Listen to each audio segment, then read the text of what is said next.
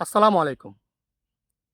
দৃষ্টি আকর্ষণ করছি সকল পথচারীর যারা রাতের বেলায় এই রাস্তাটি ব্যবহার করেন।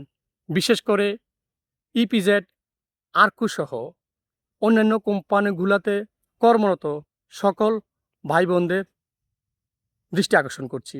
আপনারা যারা মাস শেষে বেতন পেয়ে এই রাস্তাটি দিয়ে বাড়ি ফিরে যান, আপনাদের সরলতার সুযোগ নিয়ে ইদানিং কিছু দুষ্কৃতিকারী এই রাস্তার দুপাশে রাতের অন্ধকারে বসে থাকে।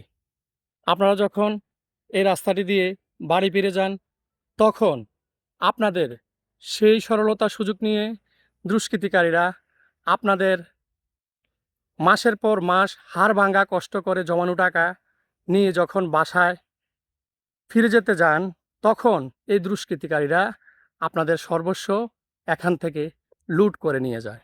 ইদানিং ২-৩টি ঘটনা আমার কাছে আমার বিবেককে অনেক নাড়া দিয়েছে। আমি আমার নিজ দায়িত্বে এই ভিডিওটা এখানে করতে এসেছি। আপনারা রাস্তাটি চিনেন, এটা হচ্ছে আমার এলাকার একদম পূর্ব দিকের একটা রাস্তা। রাস্তাটা আগে অনেক সেফ এক্সিট ছিল, এখন রাস্তার দুপাশে ঝোপঝাড় থাকায় এই জায়গাটিতে রাতের অন্ধকারে দুষ্কৃতিকারীরা এখানে বাসা বাঁধে। চেষ্টা করব রাস্তার দুপাশ পরিষ্কার করে আপনাদের নির্বিঘ্নে যাতায়াতের ব্যবস্থা করে দিতে।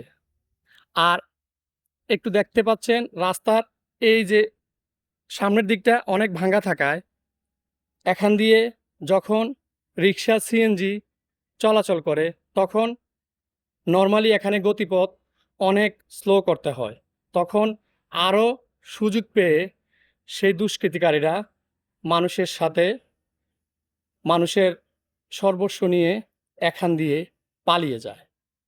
তো আমি আপনাদের সুবিধার্থে বলছি, যারা রাতের অন্ধকারে এই রাস্তাটি ব্যবহার করেন, আপনারা সাথে আপনাদের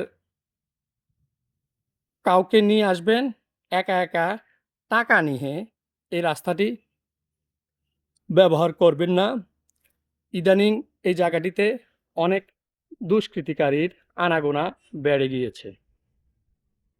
তো এটি আমাদের এলাকার একদম পিছনের দিকের একটা রাস্তা, পূর্ব দিকের অংশে।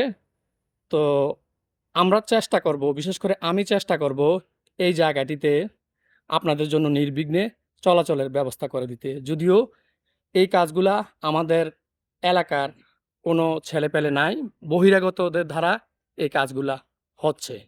আশা করি ভিডিওটি আপনাদের ন্যূনতম হলেও উপকারে আসবে। সবাই ভালো থাকবেন, নিরাপদে থাকবেন। আল্লাহ হাফেজ।